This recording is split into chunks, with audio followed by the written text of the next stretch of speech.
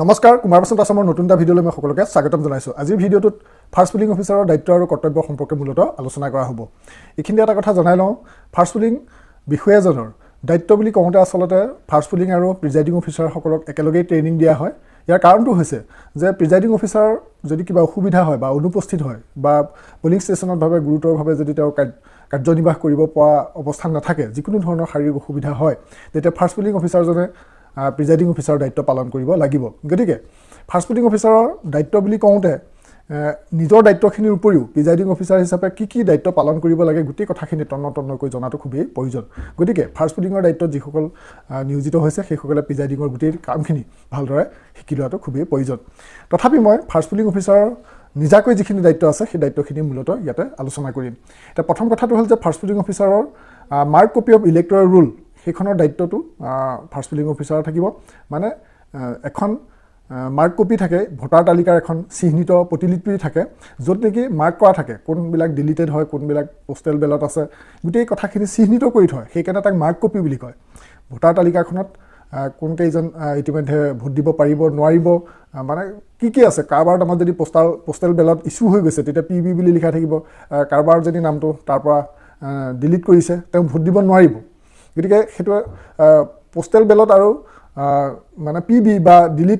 Deleted বুলি যদি লিখি থৈছে তেতিয়াহ'লে কাৰোবাৰ নামত সেইসকলে কেতিয়াও ভোট দিব নোৱাৰে। গতিকে এনেধৰণে চিহ্নিত কৰি থোৱা থাকে ভোটাৰ তালিকাখন, সেইকাৰণে তাক মাৰ্ক কপি বুলি কোৱা হয়। আৰু সেই মাৰ্ক কপি অফ ইলেক্ট'ৰেল ৰুলখন কাৰ ওচৰত থাকিব? ফাৰ্ষ্ট পুলিং অফিচাৰৰ ওচৰতে থাকিব। নেক্সট কথাটো হ'ল যে এল্টাৰনেটিভ ডকুমেণ্টছ লিষ্ট, মানে যি নিৰ্বাচন আয়োগৰ নীতিমতে ফটোযুক্ত যি ভোটাৰ কাৰ্ড, ভোটাৰ পৰিচয় পত্ৰখনৰ বদলি আৰু কি ডকুমেণ্টছ থাকিলে ভোট দিব পাৰি সেই তাৰ এখন তালিকা থাকে। মই আগৰ এটা ভিডিঅ'ত জনাইছিলোঁ, তথাপি মই কৈ দিছোঁ যে সাধাৰণতে আধাৰ কাৰ্ড থাকিলে ভোট দিব পাৰে। যদি যিসকলৰ ভোটাৰ কাৰ্ড নাই বা ভোট চেণ্টাৰলৈ যদি লৈ যোৱা নাই তেতিয়াহ'লে অন্য ডকুমেণ্টছতো দিব পাৰিব। সেই যিখন তালিকা, সেই তালিকাখন এল্টাৰনেটিভ ডকুমেণ্টছ লিষ্টখন ফাৰ্ষ্ট পুলিং অফিচাৰজনৰ ওচৰত থাকিব। মানে কি ডকুমেণ্টছ হ'লে ভোট দিব পাৰি। আৰু সেইখিনি মই কৈয়ে দিছোঁ যে এই যে মানে ফটোযুক্ত ভোটাৰ পৰিচয় পত্ৰ তাৰ বদলিও আধাৰ কাৰ্ড থাকিলে পাৰিব, মহাত্মা গান্ধীৰ এনৰেগাৰ জব কাৰ্ড থাকিলে পাৰিব, তাৰপিছত বেংক বা ডাকঘৰৰ ফটোযুক্ত পাছবুক থাকিলে পাৰিব, নেক্সট শ্ৰম মন্ত্ৰালয়ৰ অধীনত প্ৰদান কৰা হেল্থ ইঞ্চুৰেঞ্চ কাৰ্ড থাকিলে পাৰিব, ড্ৰাইভিং লাইচেঞ্চ থাকিলে পাৰিব, পেন কাৰ্ড থাকিলে পাৰিব, তাৰপিছত ৰাষ্ট্ৰীয় জনসংখ্যা পঞ্জীৰ অধীনত ভাৰতৰ মহাপঞ্জীয়কে প্ৰদান কৰা যদি স্মাৰ্ট কাৰ্ড আছে তেতিয়া পাৰিব। আৰু নেক্সট পাছপোৰ্ট যদি আছে বিদেশ ভ্ৰমণৰ কাৰণে যি পাছপোৰ্ট উলিয়াই সেই পাছপোৰ্ট থাকিলে পাৰিব। আৰু পেঞ্চনৰ নথি যদি ফটোগ্ৰাফৰ সৈতে আছে তেতিয়া পাৰিব। কেন্দ্ৰীয় আৰু ৰাজ্য চৰকাৰৰ লগতে ৰাজহুৱা সেৱাখণ্ড বা পাব্লিক লিমিটেড কোম্পানীৰ চাকৰিয়ালৰ ফটোযুক্ত পৰিচয় পত্ৰ যদি আছে তেতিয়া পাৰিব। আৰু সাংসদ, বিধায়ক বা বিধান পৰিষদৰ সদস্যসকলৰ পৰিচয় পত্ৰ থাকিলে পাৰিব। এইখিনি মই যি এল্টাৰনেটিভ ডকুমেণ্টছ সেইখিনি কথা কৈ দিলোঁ। আৰু ফাৰ্ষ্ট পুলিং বিষয়াজনৰ ওচৰত ইয়াৰ এখন তালিকা থাকিব। আৰু সময়ে এইখিনি সালসলনি হৈ থাকে। আৰু যি ডকুমেণ্টছৰ নীতি সেই নীতিমতে ভোটদান কৰিবলৈ দিব পাৰি, তাৰমানে যাৰ ভোটাৰ কাৰ্ড নাথাকে। নেক্সট হ'ল মেল ফিমেল টেলিচিট থাকিব। ফাৰ্ষ্ট পুলিং বিষয়াজনৰ ওচৰত কি থাকিব? মেল ফিমেল এখন টেলিচিট থাকিব। আৰু তাক কিহত ব্যৱহাৰ কৰে মই কৈ দিম। নেক্সট তেওঁৰ ওচৰত থাকিব পেন পেঞ্চিল আৰু ৰাবাৰ থাকিব, পেন পেঞ্চিল এণ্ড ইৰেচাৰ। আৰু ASD লিষ্ট থাকিব। ASD মিনছ এবচেণ্টি, শিফটেড আৰু ডেট। গতিকে কোনো যদি এবচেণ্টি বা শিফটেড বা ডেট লিষ্টত আছে তেতিয়াহ'লে সেইখন এখন তালিকা জমা দিয়া হয়, সেইখনক চমুকৈ ASD লিষ্ট বুলি কোৱা হয়। এতিয়া মই এটা কথা স্পষ্টকৈ কৈ দিওঁ, সেইটো হৈছে যে ফাৰ্ষ্ট পুলিং বিষয়াজনে কি দায়িত্ব পালন কৰিব লাগিব। প্ৰথমতে ভোটাৰজন তেওঁৰ ওচৰলৈ যাব। ভোটাৰজন যোৱাৰ লগে লগে তেওঁ নিশ্চয় কিবা এটা ডকুমেণ্টছ লৈ গৈছে। সেই এটা শ্লিপ এটা লৈ গৈছে, BA লৈ দিয়া ভোটাৰ শ্লিপ এটা লৈ গৈছে। ভোটাৰ শ্লিপটোতো সেই CL নাম্বাৰটো থাকিব। গতিকে সেইমতে তেওঁ মাৰ্ক কপি অফ ইলেক্ট'ৰেল ৰুলখন চাই পেলাই তেওঁৰ নামটো ক'ত আছে সেই ইলেক্ট'ৰেল ৰুলখনত চাব। এতিয়া ধৰি ল'লোঁ তেওঁৰ নামটো 50 নম্বৰ চিৰিয়েলত আছে। তাৰপিছত তেওঁ যদি ফটোযুক্ত যি ভোটাৰ কাৰ্ড, সেই ভোটাৰ কাৰ্ডটো যদি লৈ গৈছে তেতিয়াহ'লে তেওঁতো ভোট দিব পাৰিব। বা এই নিৰ্বাচন আয়োগে নিৰ্ধাৰণ কৰি দিয়া যি বিকল্প নথি, সেই নথি যদি আছে তেওঁ ভোটদান কৰিব পাৰিব। তেতিয়া ফাৰ্ষ্ট পুলিং অফিচাৰজনে কি কৰিব? তেওঁৰ নামটো এই মাৰ্ক কপি অফ ইলেক্ট'ৰেল ৰুলত তেওঁ চাব। চাই পেলাই যদি হয় মেল হয় তেতিয়া মেল হ'লে সাধাৰণতে নিয়মটো এনেকুৱা হয়, এটা দাগ দিয়ে, আৰু ফিমেল হ'লে দুটা দাগ দিয়ে। আৰু কেতিয়াবা মেল হ'লে ক্ৰছকৈ কাটি দিয়ে আৰু ফিমেল হ'লে তাৰ উপৰি ৰাউণ্ডকৈ কাটি দিয়ে। এনেকৈতো মেল ফিমেল এটা ভাগ কৰি দিয়ে। মানে mark copy of electoral rule যিখন থাকিব তাত মেলটো যদি তাততো চিহ্নিত কৰিব লাগিব মানে কোনজনে ভোট দিলে কোনজনে নাই দিয়া গতিকে সেইটো চিহ্নিত কৰিবৰ কাৰণে তেওঁ যদি 50 নম্বৰত আছে তেওঁ নামটো ডাঙৰকৈ কৈ দিব লাগিব যে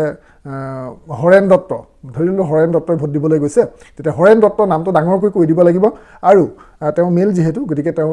তাতে চিন দিব লাগিব মাৰ্ক কপিত তাৰপিছত তেওঁৰ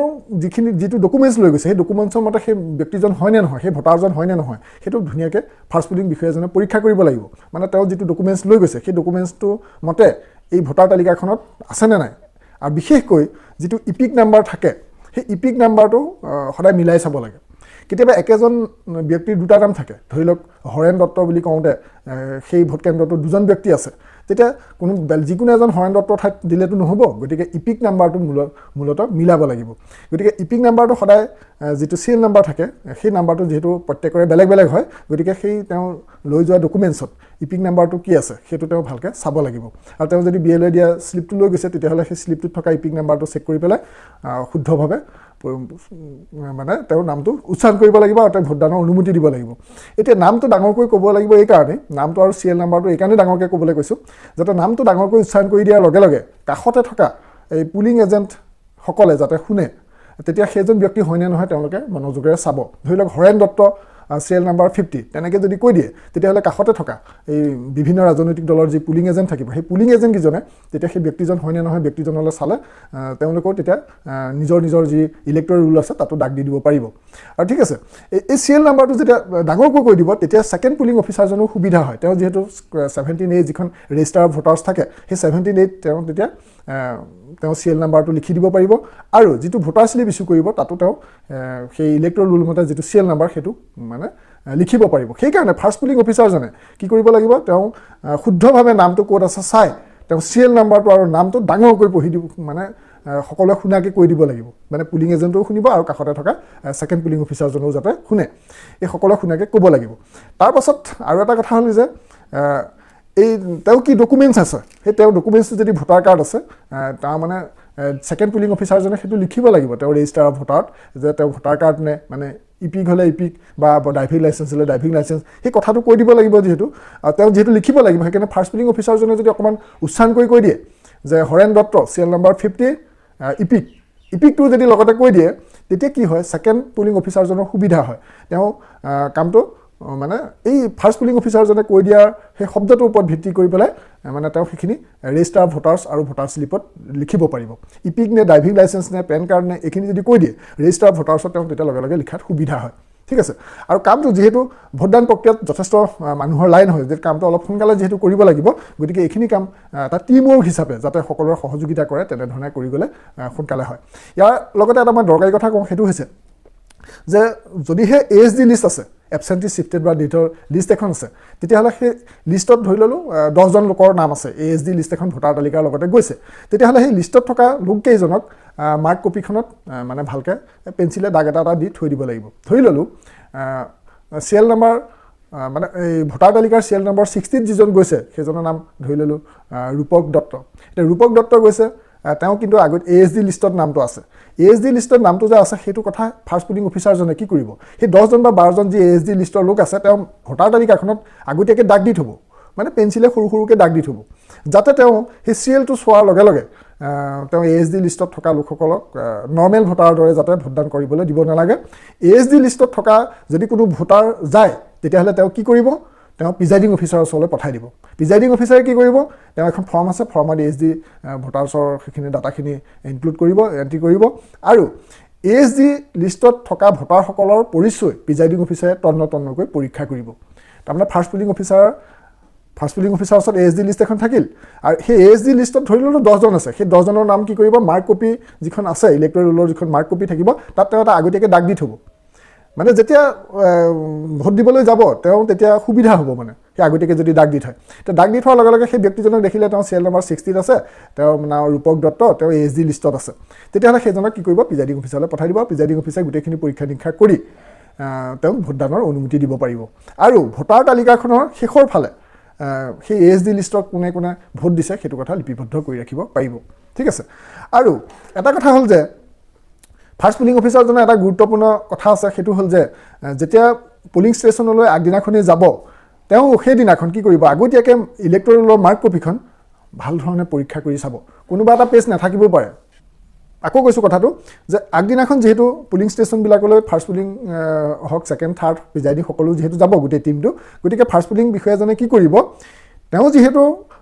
ইলেক্ট্ৰল ৰোলৰ মাৰ্ক কপিটোৰ তেওঁ দায়িত্বত থাকিব গতিকে তেওঁ গোটেই ইলেক্ট্ৰল ৰোলখন এফালৰ পৰা ক্ৰমিকভাৱে চাই যাব ক'ৰবাত তাত বিসংগতি আছে নেকি তাৰমানে কোনো এটা পেজ হয়তো নাথাকিব পাৰে ধৰি লওক 10 পেজ বা 12 পেজ গৈছে গতিকে তাৰ হয়তো কোনোবা দুটা পেজ সেই মাৰ্ক কপি অফ ইলেক্ট্ৰল ৰোলত নগ'লেতো তেওঁ অসুবিধা হ'ব গতিকে মাৰ্ক কপি অফ ইলেক্ট্ৰল ৰোলৰ তেতিয়া আকৌ বেলেগ এখন তেওঁ তাৰ সহায় বিচাৰিব তাৰ কোন পেজটো নাই আৰু লগে লগে প্ৰিজাইডিঙত জনাব আৰু তাত যদি অসুবিধা হৈছে প্ৰিজাইডিঙে প্ৰয়োজনত ছেক্টৰ অফিচাৰক জনাব এনেধৰণে হ'ব কিন্তু ফাৰ্ষ্ট পুলিং অফিচাৰজনৰ ক্ষেত্ৰত এটা বৰ গুৰুত্বপূৰ্ণ কথা বহুতৰ তেনেকুৱা ধৰণৰ বিসংগতি হয় মাৰ্ক কপি অফ ইলেক্ট্ৰল ৰোলত দুই এটা পেজ নাযায় বা প্ৰিণ্ট নোহোৱাকৈ থাকে তেনেকুৱা কিছুমান অসুবিধা হয় আৰু গোটেইখিনি চিৰিয়েলটো চাব লাগিব মানে তাত চিৰিয়েল নম্বৰ 1 2 3 এনেকৈ যিখিনি চিৰিয়েল হৈ আছে মাৰ্ক কপি অফ ইলেক্ট্ৰল ৰোলত তাত কিবা বিসংগতি হৈ আছে নেকি ধৰি ল'লোঁ 150 আছে চিৰিয়েল 150ৰ পৰা তেওঁ আকৌ 10টা চিৰিয়েল নাই 150ৰ পৰা ডাইৰেক্ট 160ও হ'বগৈ পাৰে কিবা টেকনিকেল এৰৰ হ'ব পাৰে তেতিয়াতো অসুবিধা হ'ব তেতিয়া টোটেল তাতে মানে এছাইন ভোটাৰ কিমান উলিয়াবলৈ দিগদাৰ হ'ব মেল কিমান ফিমেল কিমান সেইখিনি অসুবিধা হ'ব গতিকে সেইখিনি আগতীয়াকৈ চাব লাগিব নেক্সট এটা গুৰুত্বপূৰ্ণ কথা ক'ম সেইটো হ'ল মেল ফিমেল টেলি ছিট সেই টেলি ছিটখন ক'ত পাব সেইখন আগতীয়াকৈ ঘৰতে প্ৰস্তুত কৰি যাব লাগিব কোনোবাই কাগজত মানে 1 2 3 কে লিখা আজিকালি বহুতে কম্পিউটাৰ DTP কৰি লৈ যায় মানে মেলৰ কাৰণে 1ৰ পৰা ধৰি লওক কিমান নিব 400 মানলৈ লৈ যাব ফিমেলৰ কাৰণে 1ৰ পৰা 400 মানলৈ লৈ যাব ধৰি লওক ভোট চেণ্টাৰটোত 1000 মান আছে এতিয়া 1000 মান থাকিলেতো 1000 ভোট দি দিয়ে তথাপি ধৰি লওক 500 যদি হৈ যায় মেলৰ 500 ফিমেলৰ 500 যদি চিএল বনাই লৈ যাব পাৰে তেতিয়াহ'লে একো অসুবিধা নাথাকে সেইটো কি হয় এইখিলা কাগজত DTP কৰি মানে 1 2 3 এনেকৈ চিএলখিনি লৈ গ'ল সেইটোৱে হৈছে মেল ফিমেল টেলি ছিট এতিয়া কি হ'ব সেইখন কেতিয়া ব্যৱহাৰ হ'ব যেতিয়া এজন ব্যক্তি ফাৰ্ষ্ট পুলিং অফিচাৰৰ ওচৰলৈ গ'ল তেওঁ মানে হয়নে নহয় তেওঁ পৰীক্ষা কৰিলে পৰীক্ষা কৰাৰ পাছত মেল ফিমেল যিটো টেলি ছিট যদি মেল হয় তাৰ 1টো কাটি দিব এইটো বাৰংবাৰটা বিভাজন তালিকাৰ যেনেকৈ সংখ্যাবোৰ কাটে ঠিক সেইদৰে মেলৰ 1 নম্বৰজনৰ ক্ষেত্ৰত মেলৰ 1টো কাটিব 2 নম্বৰজনৰ ক্ষেত্ৰত 2টো কাটিব 3 নম্বৰজনৰ ক্ষেত্ৰত 3টো কাটিব সেইটো মেল ফিমেল টেলি ছিটটো ফাৰ্ষ্ট পুলিং অফিচাৰে ঘৰতে আগতীয়াকৈ প্ৰস্তুত কৰি লৈ যাব তেতিয়া সুবিধা হ'ব আৰু ফিমেলৰ হ'লে ফিমেলৰ লাইনত কাটিব আৰু মেলৰ মানে মেলৰ এক্সট্ৰাকৈ কাটিব লাগিব মেলৰ এক্সট্ৰাকৈ বনাব লাগিব 1 2 3 এনেকৈ চিএল আৰু ফিমেলৰ এক্সট্ৰাকৈ বনাব লাগিব এইটো মেল ফিমেল টেলি ছিট সেইটো ছাপ্লাই নিদিয়ে সাধাৰণতে সেইটো নিজে প্ৰস্তুত কৰি নিব লাগে হয় হাতেৰে লিখি নহয় DTP কৰি যিকোনো প্ৰকাৰে নিব ঠিক আছে আৰু এইখিনি কেতিয়া দৰকাৰ হ'ব এইখিনিত মানে মেলৰ সংখ্যাটো আৰু ফিমেলৰ সংখ্যাটো যিহেতু লাগি থাকিব মেল কিমানজনে ভোট দিলে ফিমেল কিমানজনে ভোট দিলে আৰু 2 ঘণ্টাৰ মূৰে প্ৰিজাইডিং অফিচাৰে এই ৰেকৰ্ডখিনি লিখি ৰাখিব লাগিব আৰু ছেক্টৰ অফিচাৰ বা ওপৰলৈ জনাই থাকিব লাগিব নিৰ্বাচনী বিভাগৰ মানে উচ্চ পৰ্যায়লৈ গতিকে প্ৰিজাইডিং অফিচাৰ ফাৰ্ষ্ট পুলিং অফিচাৰক সুধিব 2 ঘণ্টা হৈ যোৱাৰ লগে লগে যে 6 বজাৰ পৰা ভোট হ'ল তেতিয়া 8 বজাত সুধিব যে মেল কিমান হ'ল ফিমেল কিমান হ'ল তেওঁ ক'ব লাগিব মেল 150 হৈছে আৰু ফিমেল ধৰি ল'লোঁ 100 হৈছে সেই সংখ্যাটো ক'ৰ পৰা চাই ক'ব এই যিটো মেল ফিমেল টেলি ছিট সেই টেলি ছিটত কাটি যোৱাৰ পৰা তেওঁ ক'ব পাৰিব লাগিব ঠিক আছে এইখিনিলৈকে বুজি পালে এতিয়া এটা কথা হ'ল যে এইখিনিৰ উপৰিও ফাৰ্ষ্ট পুলিং অফিচাৰজনৰ আৰু কেইটামান গুৰুত্বপূৰ্ণ কথা আছে যে সেইখিনি সতৰ্কতা কি ক্ষেত্ৰত অৱলম্বন কৰিব লাগিব এতিয়া টেণ্ডাৰ ভোট কেতিয়া হয় সেইটোতো জানিব লাগিব যিহেতু ফাৰ্ষ্ট পুলিং অফিচাৰকে প্ৰিজাইডিঙকে একেলগে ট্ৰেইনিং দিয়ে এতিয়া টেণ্ডাৰ ভোট পৰাপক্ষত হ'বলৈ দিব নালাগে কি কাৰণে কোনোবা এজনে ভোট দি যদি গুচি যায় কাৰোবাৰ ঠাইত আকৌ সেইজন যদি অৰিজিনেল ব্যক্তিজন আহে তেতিয়াই ভোটটো টেণ্ডাৰ হয় এটা ধৰি ল'লোঁ ৰূপক দত্তৰ ভোটটো বেলেগে দি গ'ল তেওঁ যেতিয়া দিবলৈ আহিছে তেওঁতো তাৰ মানে আপত্তি কৰিবই তেতিয়া টেণ্ডাৰ ভোটৰ বিষয়টো আহিব গতিকে ফৰ্ম 17B টেণ্ডাৰ ভোটৰ লিষ্টটো আকৌ প্ৰিজাইডিঙে পূৰাব লাগিব এইখিনি কিছু অসুবিধা আহে গতিকে টেণ্ডাৰ ভোট হ'বলৈ দিব নালাগে তাৰমানে কাৰোবাৰ ঠাইত কোনোবাই যাতে ভোট দি যাব নোৱাৰে সেইকাৰণে প্ৰথমতে সতৰ্কতা অৱলম্বন কৰিব লাগিব গোটেই টিমটোৱে যদি সতৰ্কতাৰভাৱে মানে সাজু হয় তেতিয়া টেণ্ডাৰ ভোট হ'ব নোৱাৰে বিশেষকৈ ফাৰ্ষ্ট পুলিং বিষয়াজনে এইটো ক্ষেত্ৰত যথেষ্ট দায়িত্ব আছে কাৰণ তেওঁ অমনোযোগিতাৰ জহত টেণ্ডাৰ ভোট হ'ব পাৰে চেণ্টাৰটোত আৰু যথেষ্ট ধৰণৰ বিশৃংখল হ'ব পাৰে গতিকে ভোট দিবলৈ আহিলেই যে তেওঁক পঠিয়াব লাগিব সেইটো নহয় তেওঁ গোটেই তথ্য পাতি চাব লাগিব যদি PB লিখা থাকে মানে পোষ্টেল বেলট বুলি যদি লিখা থাকে তেতিয়াহ'লে সেইজনে ভোট দিব নোৱাৰে যদিহে মাৰ্ক কপি অফ ইলেক্ট্ৰল ৰোলত ডিলিটেড বুলি লিখা থাকে তেতিয়াও সেইজনে ভোট দিব নোৱাৰে ঠিক আছে আৰু ESD সকলৰ কথা ক'লে সেইখিনিয়ে পাৰিব আৰু তাৰপৰি EDC কথা আছে আৰু প্ৰক্সি ভোটৰ কথা আছে মই সেইটো কৈছোঁ EDC সাধাৰণতে লোকসভা নিৰ্বাচনৰ ক্ষেত্ৰত হয় ইলেকশ্যন ডিউটি চাৰ্টিফিকেট লৈ পেলাই যিসকলে ভোট দিবলৈ আহে সেইসকলে ভোট দিব পাৰিব কিন্তু তাতে সেইটো ৰেজিষ্টাৰ ভোটাৰ ওচৰত EDC লিখিব লাগিব আৰু সেই EDC কেইজনৰ তথ্য পাতিখিনি ফাৰ্ষ্ট পুলিং অফিচাৰে ৰেকৰ্ডত ৰাখিব তাৰপৰা CSV এইটো হ'ল classified service voter classified service ভোটাৰটো সেইটো প্ৰক্সি ভোটাৰ বুলি কয় প্ৰক্সি ভোট এইটো এতিয়া ক্লাছিফাইড ছাৰ্ভিচ ভোটাৰসকলৰ ক্ষেত্ৰত কি হয় কেতিয়াবা একে বিধানসভা সমষ্টিতে বেলেগতো মানে যেহেতু যদি নিৰ্বাচন হৈছে একেদিনে যেহেতু নিৰ্বাচন হৈছে তেওঁ যদি CSB ক্লাছিফাইড ছাৰ্ভিচ ভোটাৰ হিচাপে তেওঁ তালিকাভুক্ত হৈ থাকে তেওঁ ভোট দিব পাৰিব আৰু সেইখিনি কথা লিপিবদ্ধ কৰি ৰাখিব লাগিব গতিকে CSB বা EDC আছে নে নাই সেইটোৰ ওপৰতো কথাখিনি নিৰ্ভৰ কৰিব এতিয়া এই যে টেণ্ডাৰ ভোটৰ কথা ক'লো টেণ্ডাৰ ভোটটো হ'বলৈ মানে হোৱাৰ ক্ষেত্ৰত দোষটো অকল ফাৰ্ষ্ট পুলিঙৰে নহয় আৰু পুলিং এজেণ্টবিলাকৰো থাকে গতিকে আগতীয়াকৈ ফাৰ্ষ্ট পুলিং বিষয়াজনে পুলিং এজেণ্টসকলক কৈ থ'ব যাতে ধৰি লওক এজন ভোটাৰ আহোঁতে যেতিয়া কৈ দিব যে এজন চিৰিয়েল নাম্বাৰ ইমান তেতিয়া পুলিং এজেণ্টসকলক আগতীয়াকৈ কৈ থ'ব লাগিব যে তোমালোকৰ যদি কিবা আপত্তি আছে তেতিয়াহ'লে কিন্তু তোমালোকক মোৰ ওচৰলৈ আহোঁতে মই যেতিয়া নাম ক'ম তেতিয়াই তোমালোকে আপত্তি কৰিবা ঠিক আছে বুজি পাইছে কথাটো পুলিং এজেণ্টসকল মানে বিভিন্ন ৰাজনৈতিক দলৰ যি পুলিং এজেণ্ট থাকিব ফাৰ্ষ্ট পুলিং অফিচাৰৰ ওচৰতে বহি থাকিব তেওঁলোক লাইন পাতি গতিকে সেইসকলক আগতীয়াকৈ জনাই থ'ব লাগিব যে তোমালোকৰ আপত্তি থাকিলে আগতীয়াকৈ তোমালোকে জনাবা মানে মোৰ ওচৰলৈ যেতিয়া ভোটাৰজন যাব মই যেতিয়া নামটো কাৰো ক'ম তেতিয়াই কিন্তু তোমালোকে মানে এজন আমুক নহয় কিবা ক'বা আৰু মোৰ পৰা পাৰ হৈ যোৱাৰ পিছত ছেকেণ্ড পুলিং অফিচাৰজনে যিহেতু ইছ্যু কৰি দিব ইছ্যু কৰি দিয়াৰ পিছত যেতিয়া থাৰ্ডলৈ যাব থাৰ্ডজনে বেলেগ ইছ্যু কৰিব ভোট দি গ'ল তাৰপিছত কিন্তু আপত্তি কৰিলে নহ'ব গতিকে মানে তাৰ বাবে দোষী মানে পুলিং এজেণ্টসকলো হ'ব গতিকে পুলিং এজেণ্টসকলক কিন্তু আগতীয়াকৈ সেইটো কথা ক'ব লাগিব যে যি কমপ্লেইন আছে মোৰ ওচৰলৈ ভোটাৰজন আহোঁতে মানে তোমালোকে সেইটো আপত্তি কৰিবা যে এজন আমুক নহয় এজন আমুকহে সেইখিনি কথা সতৰ্কতাৰে মানে কামখিনি কৰিব লাগিব আৰু এটা কথা কি ফাৰ্ষ্ট পুলিং বিষয়াজনৰ এটা কথা কি যিহেতু নিৰ্বাচনী আয়োগৰ কিছুমান কঠোৰ নীতি নিৰ্দেশনা আছে ইয়াতে কোনো পক্ষপাতিত্বমূলকভাৱে কথা ক'ব নোৱাৰি গতিকে কোনো ৰাজনৈতিক দলৰ প্ৰতি সদিচ্ছা দেখুৱাই কোনো ধৰণৰ আলাপ আলোচনা কোনো ধৰণৰ কৰিব নালাগে পুলিং এজেণ্টসকলৰ প্ৰতি মানে দৃষ্টি ৰাখি এটা সহযোগিতাৰ কাম কৰিব লাগে আৰু বেলেগ বাহিৰা কথা কোনো পাতিব নালাগে তেতিয়া কি হৈ যায় বেলেগ বেলেগ ধৰণৰ কথা বতৰাবোৰ যদি তাত আলোচনা হৈ থাকে অন্যান্য কথা প্ৰসংগবিলাক তেতিয়া কি হয় নিজৰ দায়িত্বটো পালন কৰাত কিছু অসুবিধা হৈ যায় গতিকে ফাৰ্ষ্ট পুলিং বিষয়াজনৰ দেখিবলৈ অকণমান দায়িত্ব কম যেন লাগে কিন্তু ফাৰ্ষ্ট পুলিং অফিচাৰজনৰ ভুলৰ জহতেই ভোট চেণ্টাৰটোত নানা অসুবিধা দেখা দিব কাৰণ ভোটদানৰ অধিকাৰটো ভোট দিব পাৰিবনে নোৱাৰে সেই গোটেই কথাটো তেওঁ পাছ কৰিব কোনে ফাৰ্ষ্ট পুলিং অফিচাৰজনে তেওঁ যদি অবজেকশ্যন ধৰে তেওঁ ভোট দিব নোৱাৰে যদি তেওঁ দেখিলে যে ফটোযুক্ত যিখন পৰিচয় পত্ৰ লৈ আহিছে ভোটাৰ কাৰ্ড লৈ আহিছে সেইটো মতে ইয়াতে মিলা নাই তাৰ যদি অকণমান মানে বিতৰ্ক হয় তেতিয়া প্ৰিজাইডিং অফিচাৰৰ ওচৰলৈ লৈ যাব আৰু প্ৰিজাইডিং অফিচাৰে তাৰ ওপৰত সিদ্ধান্ত দিব আৰু যদিহে আচলতে ফাৰ্ষ্ট পুলিং অফিচাৰজনে পাৰ কৰি নিদিয়ে তেওঁক মানে ছেকেণ্ডজনক বুলিয়ে নপঠায় তেতিয়াহ'লে তেওঁ কেতিয়াও ভোট দিব সাধাৰণতে নোৱাৰে আৰু গোটেই কথাখিনি যিহেতু এটা টিম ৱৰ্ক গোটেই কামখিনি সুচাৰুৰূপে হ'বলৈ কাৰণে সকলোৱে যাতে সহযোগিতা কৰে সেইটো এটা গুৰুত্বপূৰ্ণ কথা আৰু ছেকেণ্ড পুলিং অফিচাৰজনৰ সাধাৰণতে ফিজিকেল ডিউটিখিনি অলপ বেছি হয় তেওঁ বেটাৰ কাম কৰিব লাগে গতিকে ফাৰ্ষ্ট পুলিং বিষয়াজনে এনেধৰণে কামখিনি কৰিব লাগে যাতে ছেকেণ্ড পুলিং অফিচাৰজনৰ কামখিনি কৰাত সহায় হয় তেওঁ প্ৰতিও যাতে নজৰ ৰাখে ধৰি ল'লে ছেকেণ্ড পুলিং অফিচাৰজনে 17A যি ৰেজিষ্টাৰ ভোটাৰ্ছখন মেইনটেইন কৰে তাত যেতিয়া ৰিমাৰ্কছত লিখিব এওঁ লৈ গৈছে ড্ৰাইভিং লাইচেঞ্চ তেওঁ যদি আকৌ ইপিক লিখে তেতিয়াতো নহ'ব সেইকাৰণে সেই কথাবিলাকত অকণমান নজৰ দিব লাগিব আৰু তেওঁ মানে শুদ্ধভাৱে লিখিছে নে নাই অকণমান মনোযোগেৰে চাব লাগিব আৰু বহুতে এটা কথা কয় কি যেতিয়া ভোটাৰজন ফাৰ্ষ্ট পুলিং অফিচাৰজনৰ গুলিয়ে যায় তেতিয়া তেওঁ ওচৰলৈ যাব তেওঁ চিৰিয়েল নম্বৰটো সৰুকৈ চাব চাই পেলাই তেওঁ লাহেকৈ পঠিয়াই দিয়ে কোনো মুখেৰে শব্দ নকৰে এইটো কিন্তু ভুল কথা যে সেই ভোটাৰজনৰ নামটো ডাঙৰকৈ উচ্চাৰণ কৰিব লাগে আৰু চিৰিয়েল নাম্বাৰটো কৈ দিব লাগে মই ক'লোৱে কি কাৰণে ক'ব লাগে আৰু নামটো ডাঙৰকৈ উচ্চাৰণ কৰি দিয়াৰ লগে লগে পুলিং এজেণ্টসকল যদি অন্যমনস্কও হৈ আছে তেতিয়া তেওঁলোকে সেই ভোটাৰজনৰ প্ৰতি মনোযোগ মানে দৃষ্টি নিক্ষেপ কৰিব মনোযোগ দিব যে সেইজন প্ৰকৃততে সেইজন ভোটাৰ হয় নে নহয় যিহেতু তেওঁলোক স্থানীয় লোক তেওঁলোকে চিনাক্তকৰণ কৰিব আৰু যদি কিবা আপত্তি কৰিবলগীয়া থাকে লগে লগে আপত্তি কৰিব গতিকে মই গোটেই কথাখিনি ক'লোঁ আপোনালোকে নিশ্চয় কথাখিনিৰ পৰা ভাল ধৰণে বুজি পাইছে আৰু কেইটামান কথা কওঁ যে সেইটো হৈছে যে ইপিকৰ নম্বৰটো শুদ্ধ নে শুদ্ধ সেইটো কেতিয়াও মানে সেইটো চাবলৈ পাহৰিব নালাগে আৰু কেতিয়াবা মানে এনে বহুত লোক থাকে কোনোবা এজন মানুহ নাই তেওঁ মৃত্যু হোৱা লোকজনৰ নামটো ভোটাৰ তালিকাত আহিছে তেওঁ কেনেবাকৈ গৈ পেলাই বেলেগ এজনে ভোট দিবলৈ গৈ পেলাই যায় তেনেকুৱা মানে অলপ ব্যতিক্ৰমধৰ্মী